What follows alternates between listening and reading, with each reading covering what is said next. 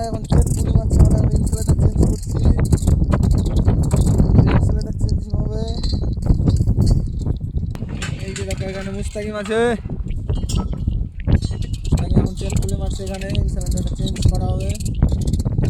এই যে আমার ফারুক দা, আর আমি তো জানো ক্যামেরাম্যান।